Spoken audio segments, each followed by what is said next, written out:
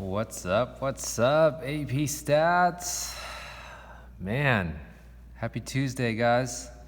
Hope this video finds you well. I really miss you all. All right, so we're gonna jump into chapter 23. So we are on page 520 here. I really hope you took your textbooks home. If not, I think you can get onto campus and grab your textbook and grab things out of your locker room or your locker. So please do that if you can, okay? So we're talking about sample means here. Last chapter was about two proportions. Remember that we have a proportion, we have a mean. Chapter 20 was about one proportion. So this time we're just gonna talk about one mean, and you can guess what's coming down later. We're gonna have two means, right? Please remember the difference between a mean and a proportion. A mean is average, a proportion is something out of something, right? Okay, so your homework are these questions right here. You know, especially because we are not meeting face to face, please do these questions. And by the end of today's video, I want, or after today's video, I want you to attempt 1 through 4. I'll do, I think, 2 and 4 with you because they're even numbers, okay? Also take a look at the calendar. I'll try to update it as soon as possible, but you guys know things are changing all the time. So thank you for your flexibility. Okay, here we go. So there's two things in chapter 23 that we need to do. So we're still gonna do a confidence interval as we've always been doing, okay? This is gonna be for one sample mean. And we're also gonna be doing a hypothesis test, okay? For the sample mean, it's gonna be in your calculator, it's gonna be the stat test T interval. So it's the 8th option, T interval. And we'll also do it by hand, don't worry, for you purists out there. For the hypothesis test, this is gonna be for one sample mean as well. And the calculator command you're gonna use for this is stat test. It's gonna be option number 2, the one that says T test. I believe that's what it says, okay? So today, we're just gonna focus on this one, the confidence interval. Hypothesis test, we'll get to that later this week. Okay. So confidence interval, I'm gonna abbreviate as CI. You guys remember the formula, it's the same, it's on your formula sheet too, right? It's the statistic plus or minus. Now this is the margin of error part right here. Remember, it's gonna be that number, the margin of error, so error below it and above it. We had our critical value times our standard error of statistic. Okay. Oh my gosh, that blue tape is showing. I thought that was not showing. I'm just gonna take that off so you can't see it. And oh, you see that other one on the other side too. I'm so embarrassed. Okay, you can't see it anymore. In chapter 20, I believe, when we're dealing with one proportion, it was always p hat plus or minus our z critical value times, and then our standard error formula. Okay, this is on your formula sheet. It was the p hat q hat over n.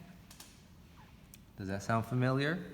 Now in chapter 23, when we're dealing with one mean, it's gonna be a little bit different. Obviously, we're not using proportion, right? Do you guys remember the symbol for a mean?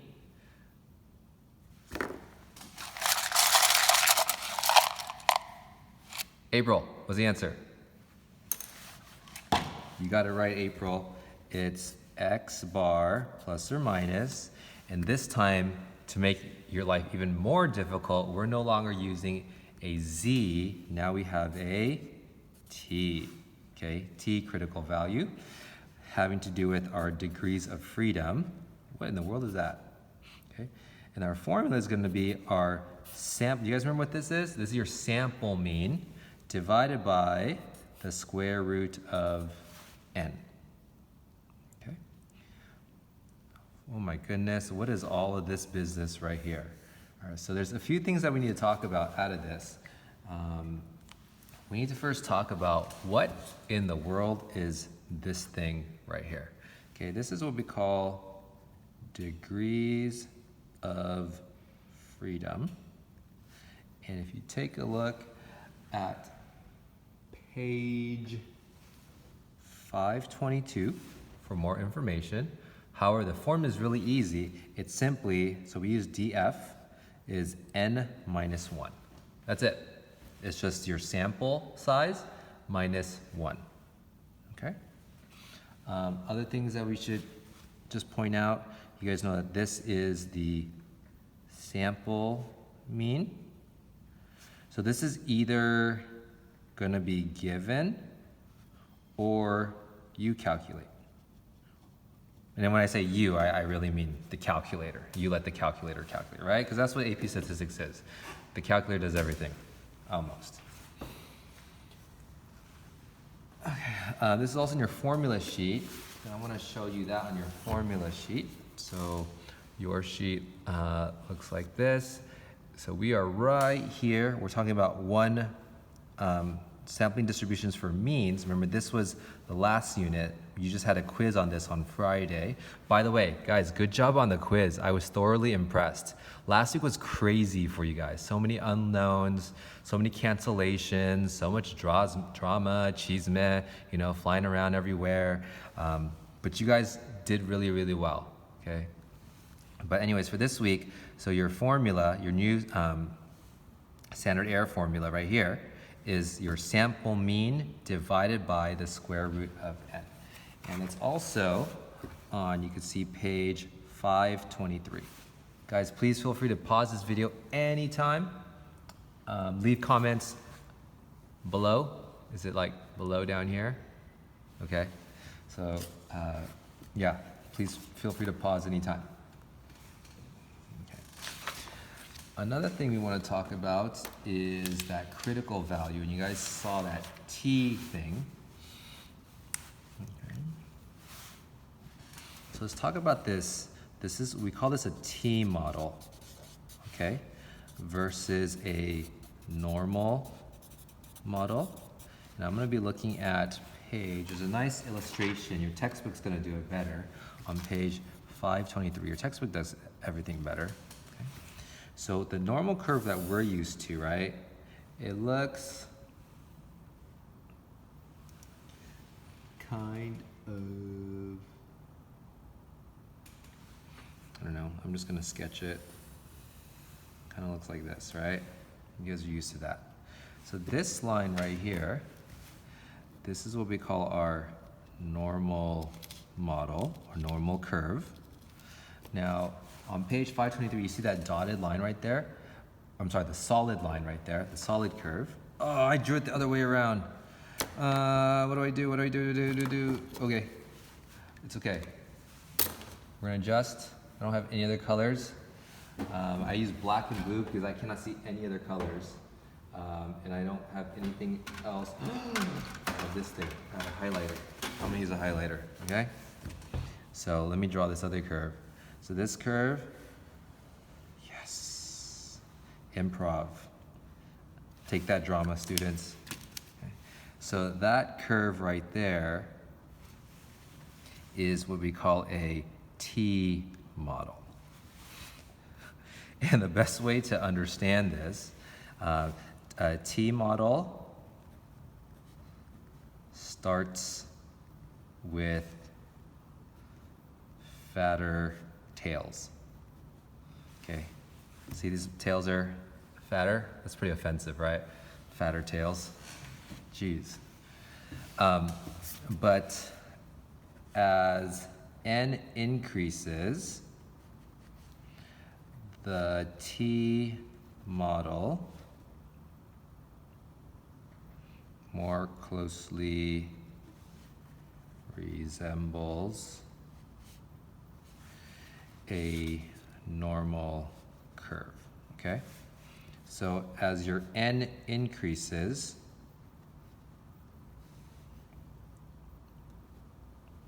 the curves become more similar. Okay? And if you're wondering where this came from, you guys gotta read on page 522 about Gauss's T. Okay. Oh yeah. Speaking of that, so happy Saint Patrick's Day. Are you wearing green? Are you wearing your verde today? If not, please pinch yourself, okay?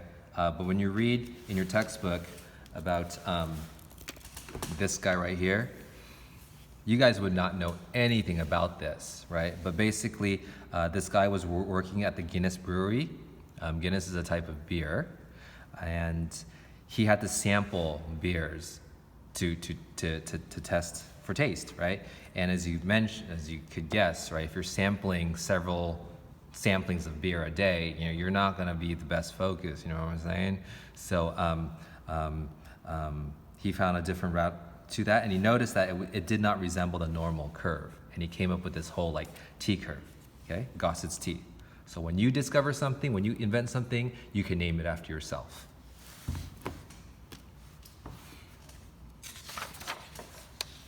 Okay. So let's talk about critical values.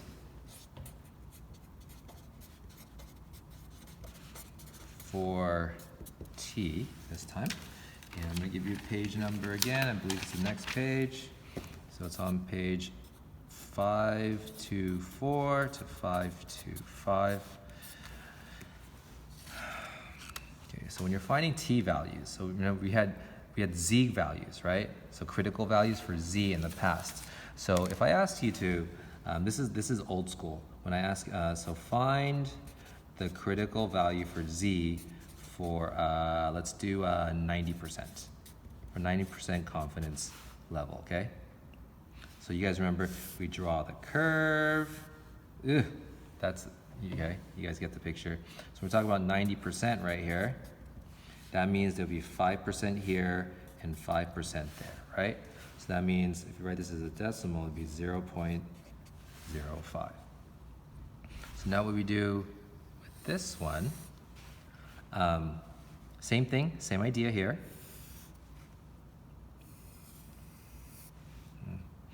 And you guys remember, if you guys wanted to use your calculator, you would just use inverse norm right here.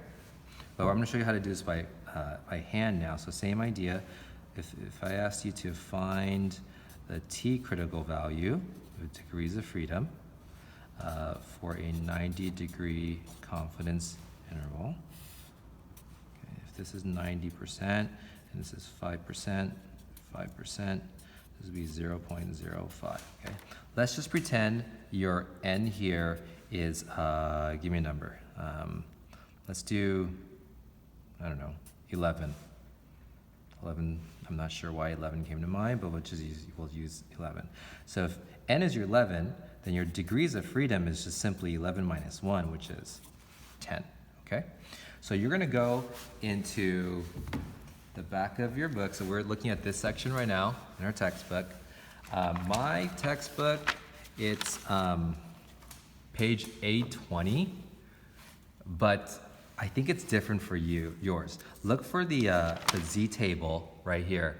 Now I was gonna give you a printout of this T table, but obviously I can't anymore. But if you just Google this, you print it out, or you just look in your textbook. So if we're dealing with, I'm gonna go down here. If you look at the bottom, please get your textbook so you can see this. If our confidence level is 90%, what I'm gonna do is I'm going to find my degrees of freedom of 10. And guys, can you see right there? Right there, degrees of freedom of 10 with a one-tail probability of 0.05 would be 1.812. Okay, so our t critical value would be 1.182. Okay, so that's by hand. Now let's see if we were to do this by calculator. When you did this by calculator, do you guys remember you would go to inverse norm and then 0.05, right?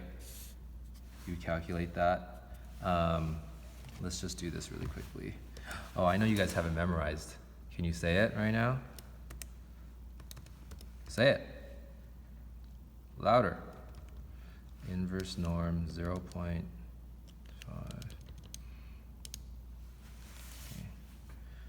1.645.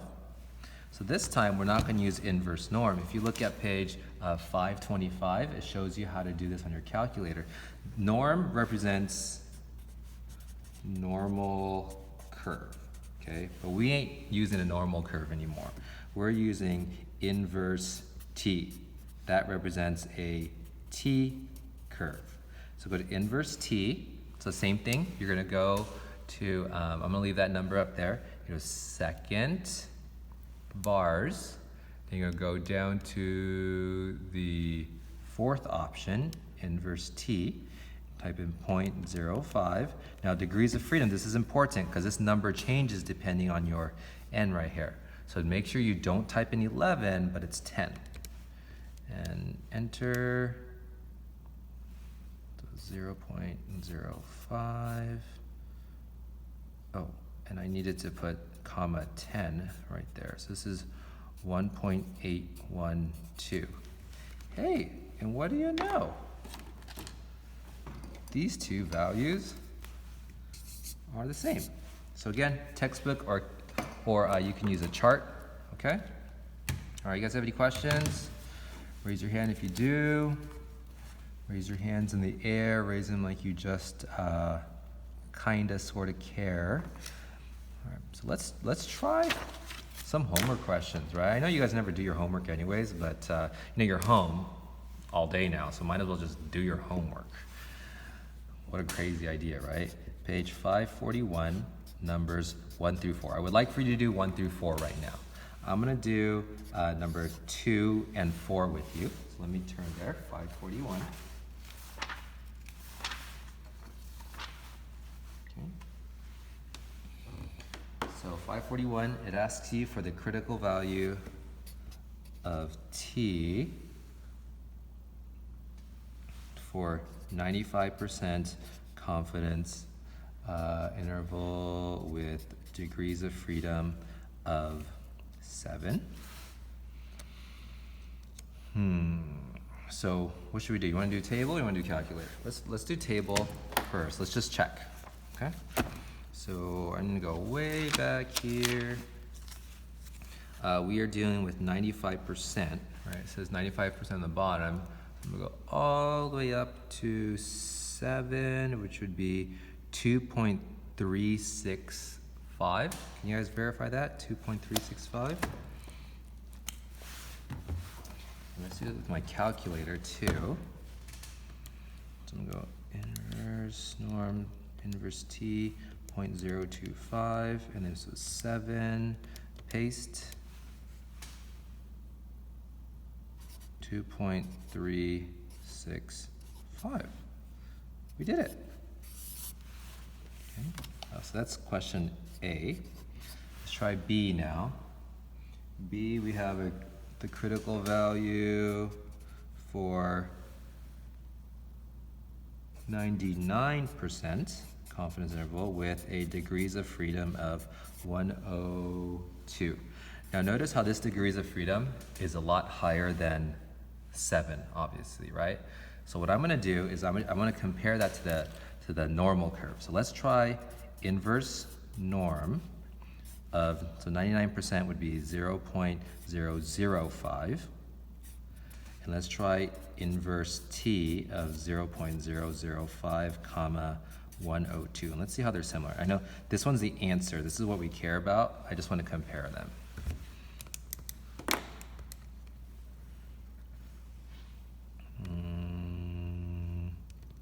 inverse t 0.005, 102.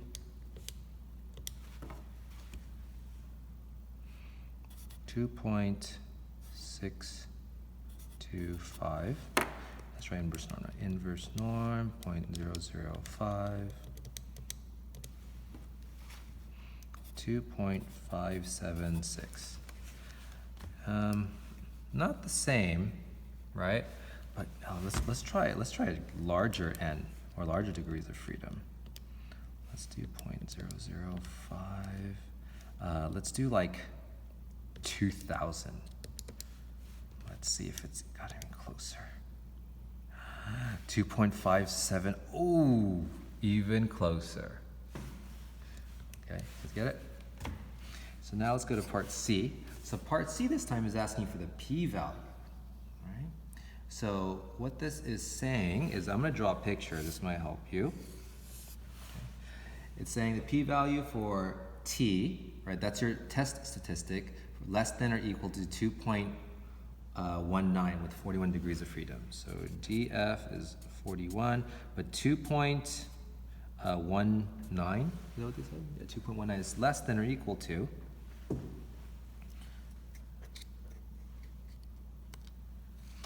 Man, I drew that on the wrong side.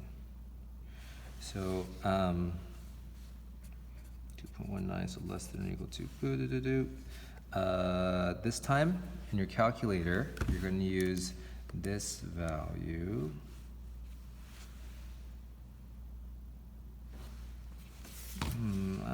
Guys, I'm a mess. We're talking about this part right here, right? Because this is positive, this is negative. My mistake, guys.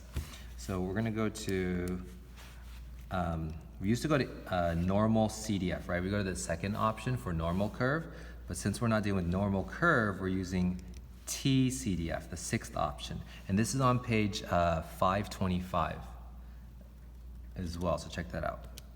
So I'm do 2.19 to 9999 degrees of freedom of 41. I'm gonna paste that. Got you, April Fools.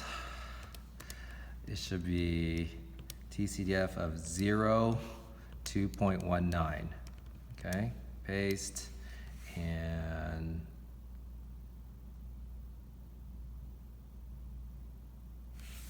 dude, did I just make another mistake?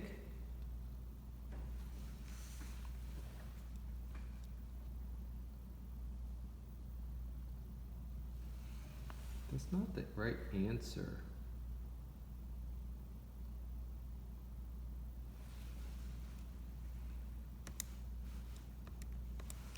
How embarrassing, this is live. Now they're gonna tell their parents, and I'm just gonna have a mess.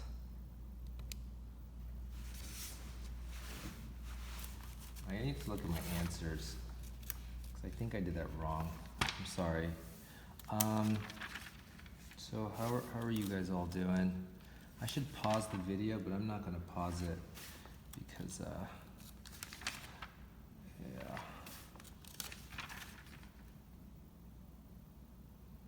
0.9829. So the answer is 0.9829. What did I just do wrong? T is less than or equal to 2.19. P-value for T is less than or equal to.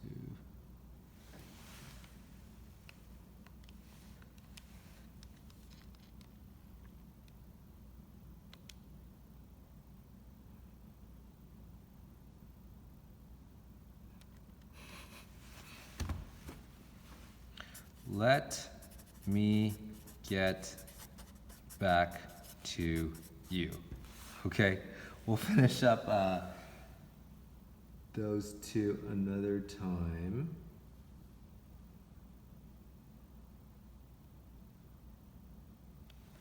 Okay, so we'll do this tomorrow. But I bet some of you are gonna figure this out before I do. Let's go to number 4. Describe how the critical value of t with a 95% confidence interval changes as the number of degrees of freedom increases. So as you guys know, we drew that picture earlier. Let me get that picture back over here. Okay. So if on this example, I should probably draw this. Let me use my pencil. Value of t 95% confidence interval changes. Okay, so let's just pretend that we use, let's start with 5, okay? Let's use a degrees of freedom of 5. If we had a inverse t of 95%, that's 0.025 with degrees of freedom of 5.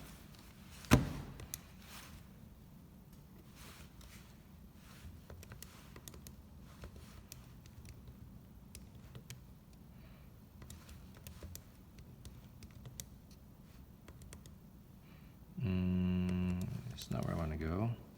Second R's inverse t, 0.025 degrees of freedom of 5.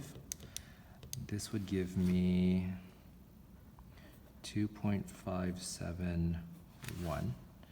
So as we increase it, let's try degrees of freedom of, let's just try 50. We'll jump to 50. Okay.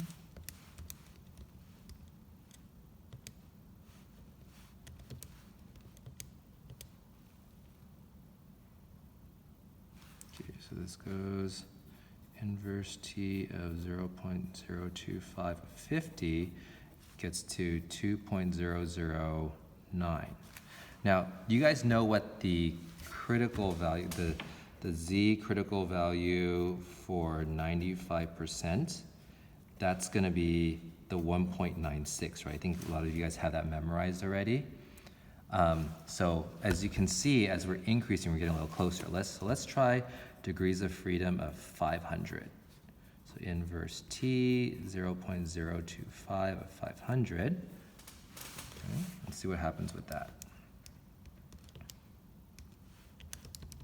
Oops. Paste. All right, 1.965. Got even closer, okay? So to answer question number 4, as the degrees of freedom increases, you guys know that our critical value gets closer to the normal curve, the z, okay? So that's number 4. Guys, sorry about that mistake with number 2. I'll come back with that tomorrow. As you guys are learning how to do this distance learning stuff, we are trying to learn as well, okay? And you guys are a lot more technologically savvy than we are. We're a little behind. We're dinosaurs. You guys are Gen Z, millennials. We're just old and decrepit. Okay, guys, take care. Stay dry.